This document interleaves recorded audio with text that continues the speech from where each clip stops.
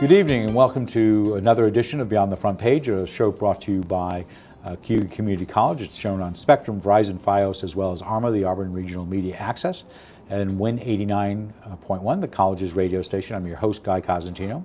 The Schweinfurth Memorial Art Center, located on the west side of the City of Auburn, has a new executive director. We are delighted to have in the studio Catherine Underhill, who took over at the end of August.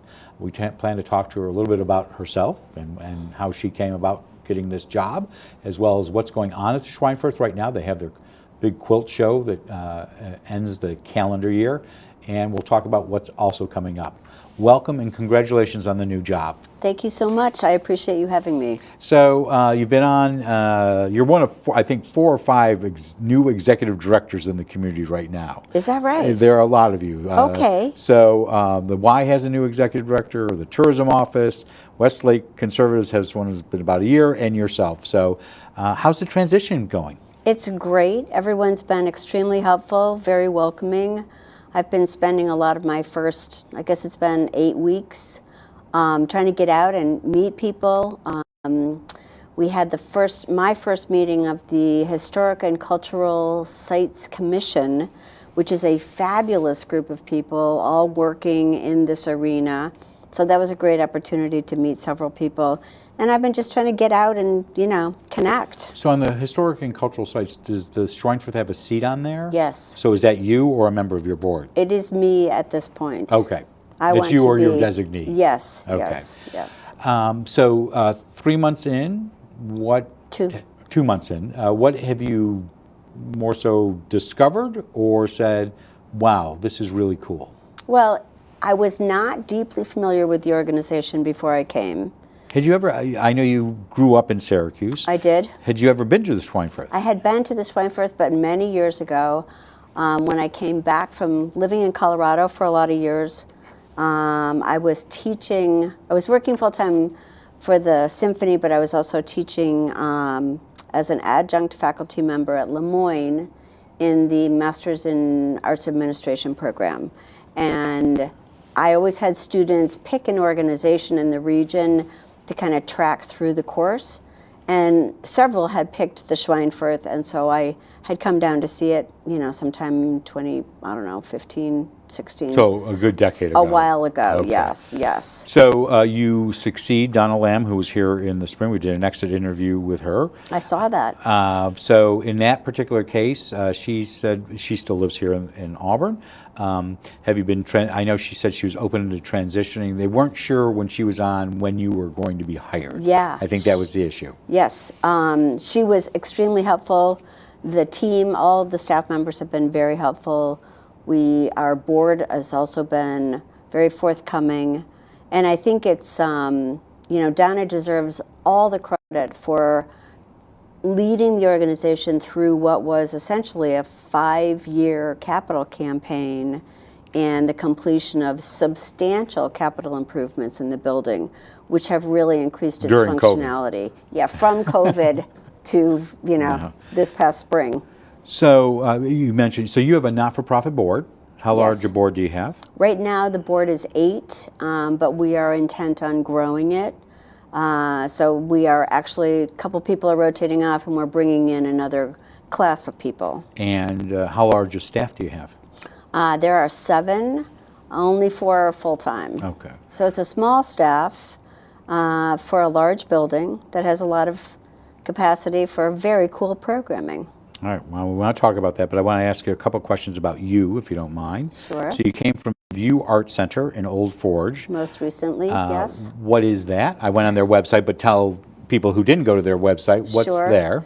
It's a 25,000 square foot building, purpose-built, opened in 2015 for the arts. So it has... So much bigger than the Schweinfurth as a footprint. It's a little bigger than the Schweinfurth, but it has a beautiful pottery studio, 4 galleries, large, beautiful spaces, has a performance space, a flexible performance space that can seat 200, a catering kitchen, meeting space. It's home to a Montessori school as well. So it serves a lot of community needs. Yeah, so there's a lot of differences with the Schweinfurth. What do you have in common with what? both exhibitions and classes. So those are exhibitions, classes, and the Quilting by the Lake conference are kind of the three primary focal points of the Schweinfurth. And actually, VIEW also has a small quilting conference and a fairly well-known quilt show in the fall. So for those who there. may not know what Quilting by the Lake is, it's about 15, 16 years old at the Schweinfurth. Yes. What is it?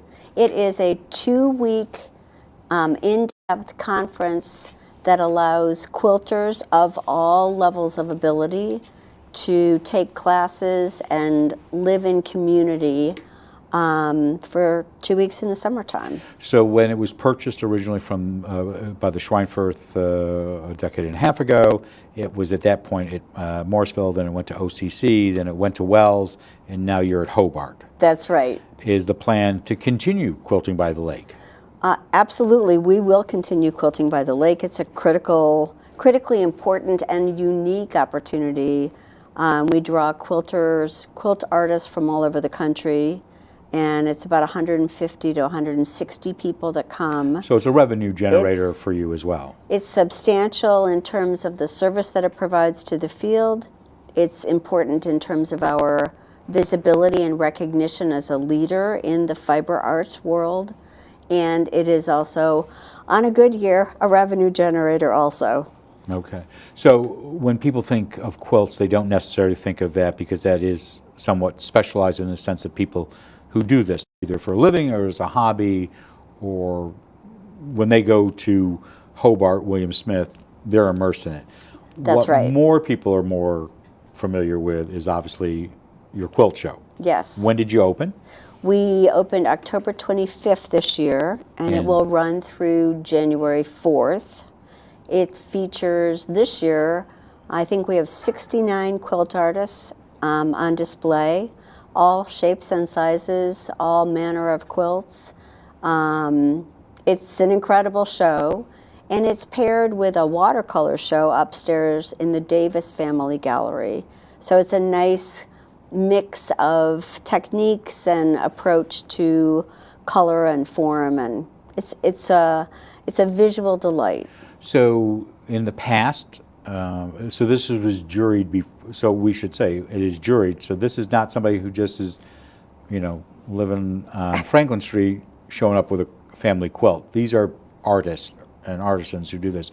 This is a juried show, which means that somebody picks who goes in there, and often there are quilters not only from around the country but around the world who have shown in Auburn, correct? Mm-hmm. Yes, that's correct. Is that the case now? It is. Do you have a favorite?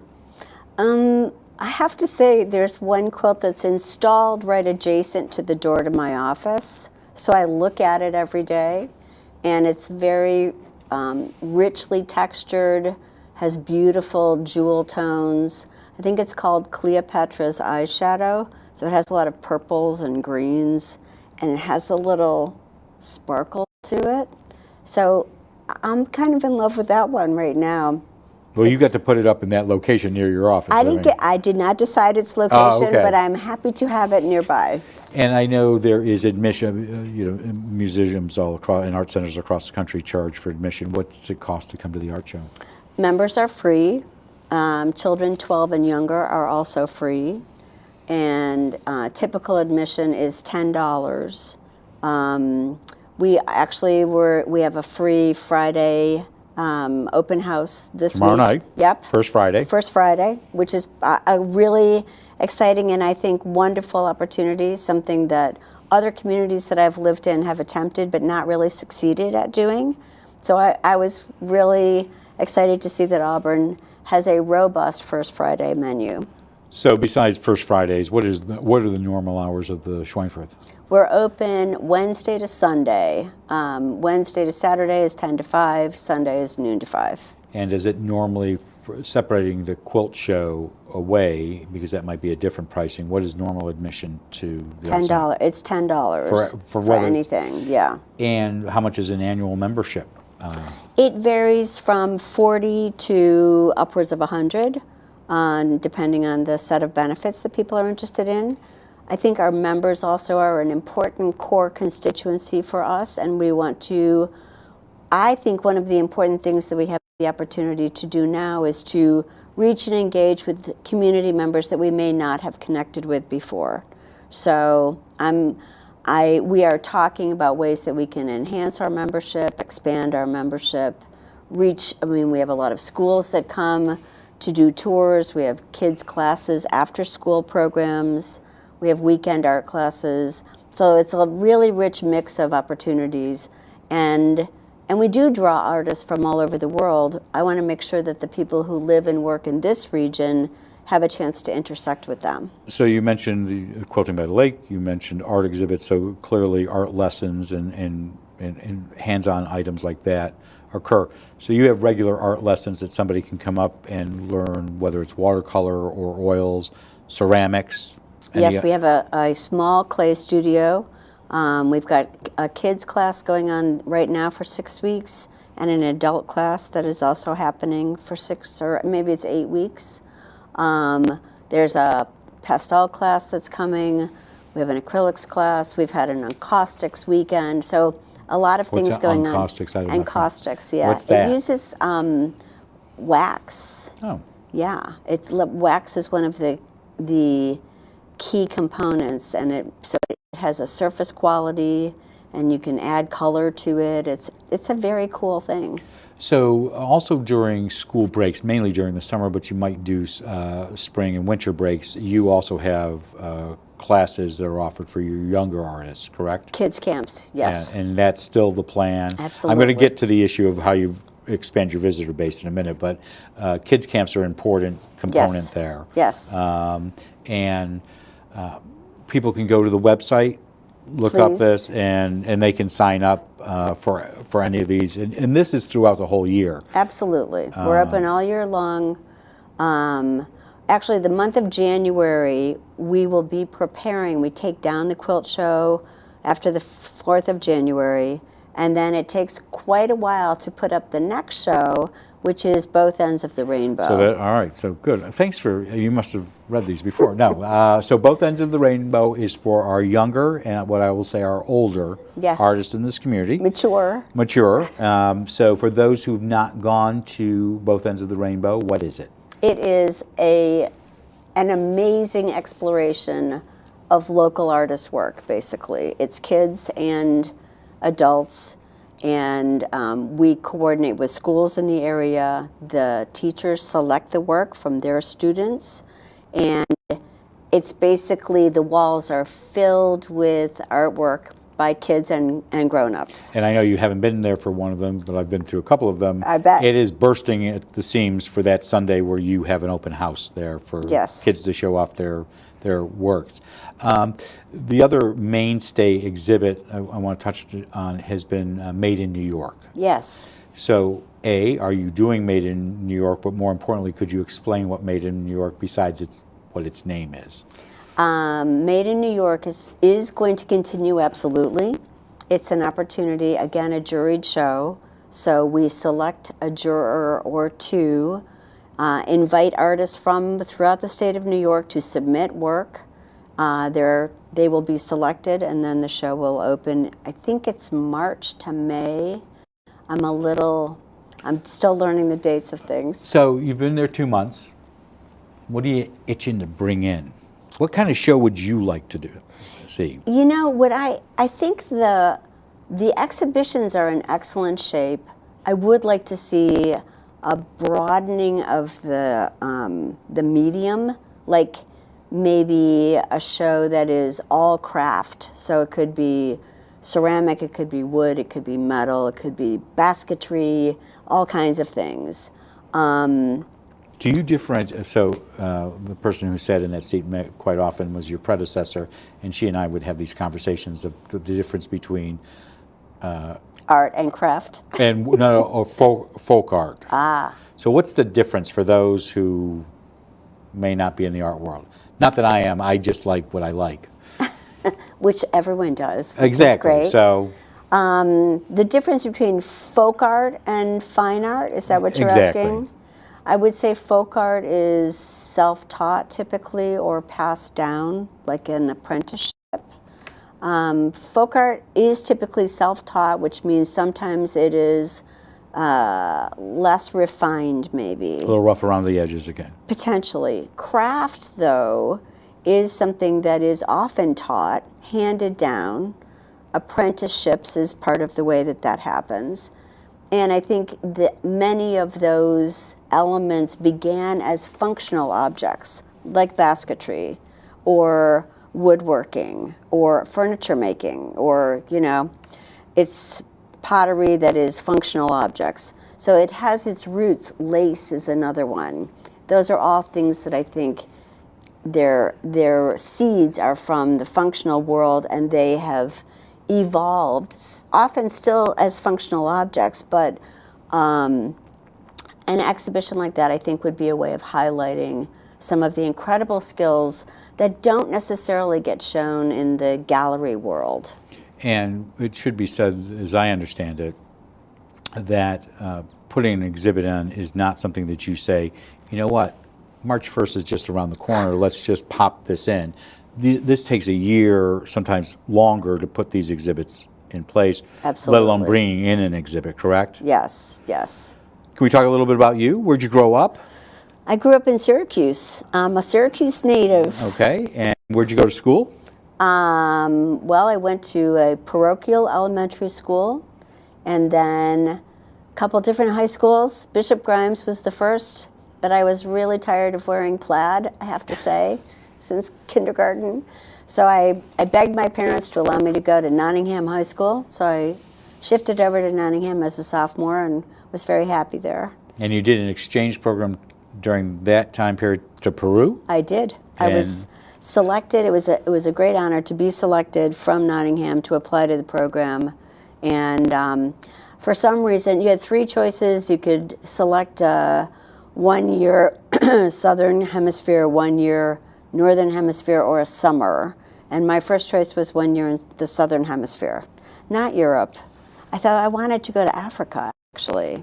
They just had you on the wrong continent. Yeah, but I had taken 3 years of French. Anyway, I ended up in Peru, and it was great. Well, better than French Guiana. Yeah. I think I read in an article, you thought that trip was life-changing for you and put you in a direction. How so? I think so. I didn't speak the language, apart from a couple of words. And so I think just being sort of mute maybe makes you more sensitive to the visual world around you. I was in the ancient capital of the Incas, so there were a lot of native people in native dress. So fiber and fabric and color. There was music, food, architecture. It was an incredible opportunity to just immerse myself in a different culture. And it was all, for me, initially nonverbal. And I think it underscored the importance of all of these cultural attributes that really help define us as people. You have several college degrees, so where did you go? I went to the University of New Hampshire, graduated from the University of New Hampshire, University of Colorado with a master's in art history, and the Kennedy School at Harvard with a master's in public administration. So where have you worked? I know we talked a little bit before we turned on the cameras that you were in Denver for a while. So what are some of the not-for-profit organizations you've worked for? Well, interestingly, the Schweinfurth is the third all-concrete building that I've worked in.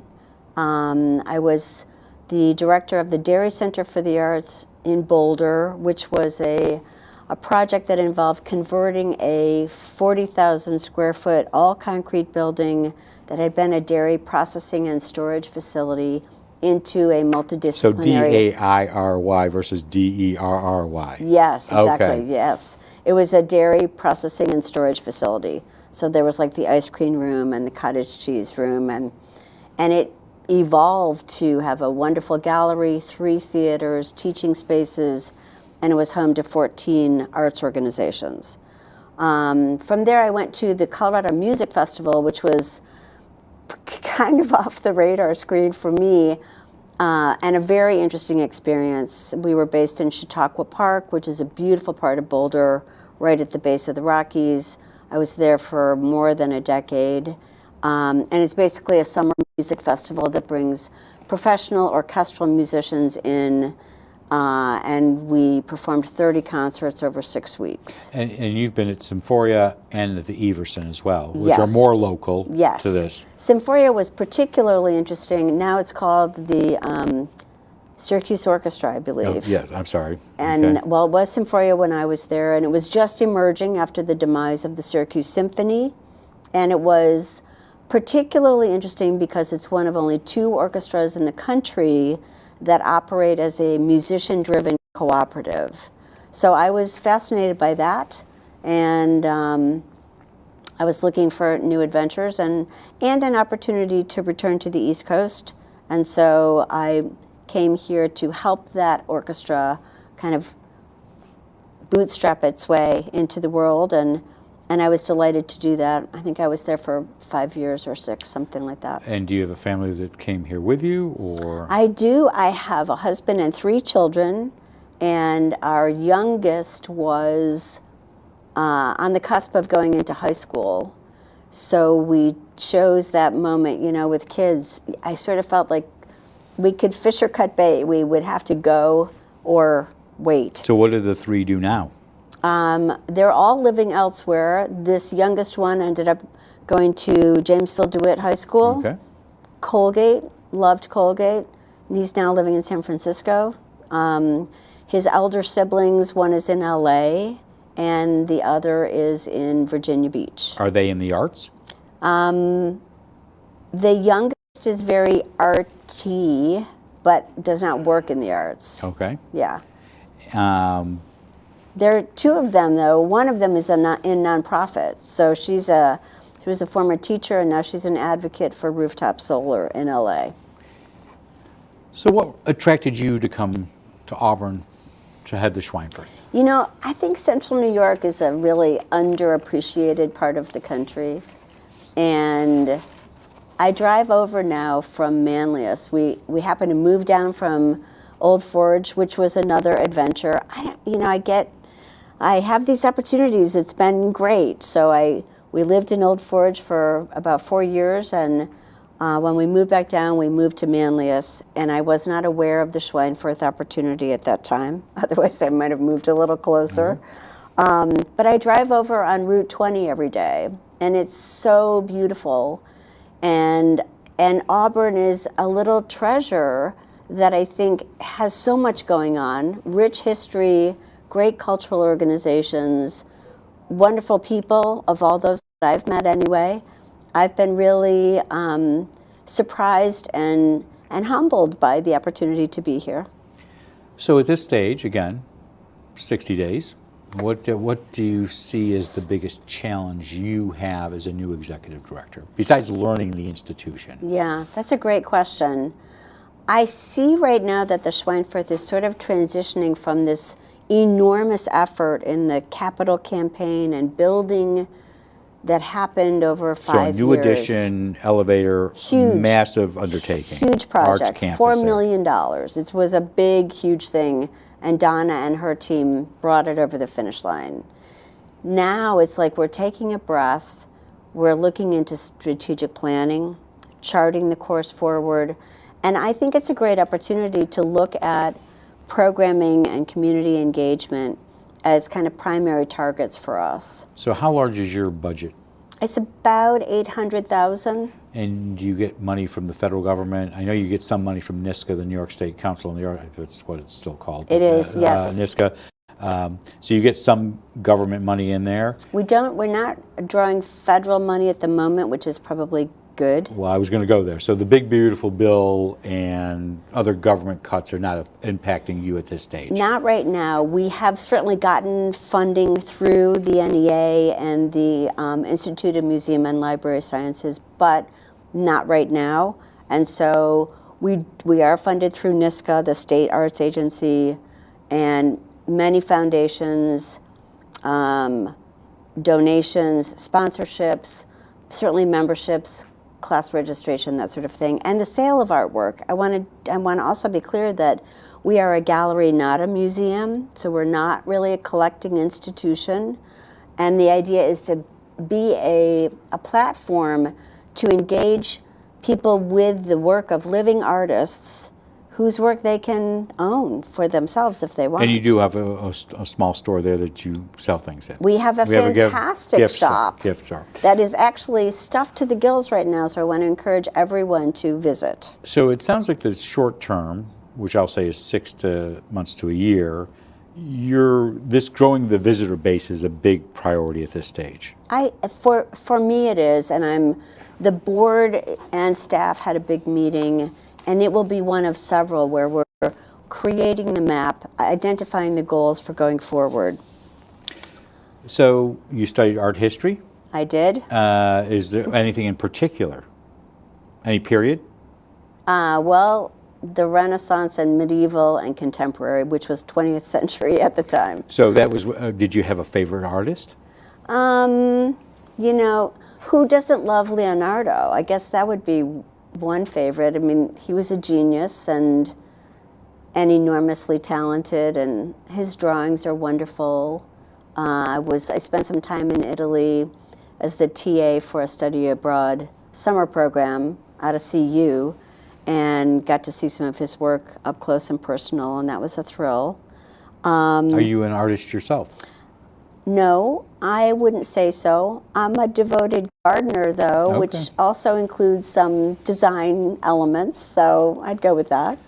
So a couple last questions. So I'm going to ask, before I close out with some questions about the Schweinfurth, we apparently have a favorite question among the students here, and that is, do you read books? Do you listen to them? Do you read them?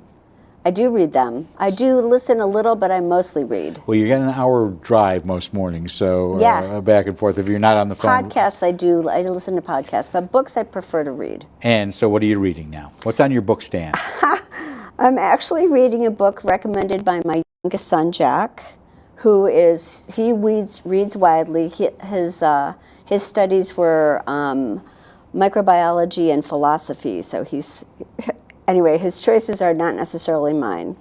But I'm reading something called The Mountain in the Sea, and it's sort of it's a little sci-fi.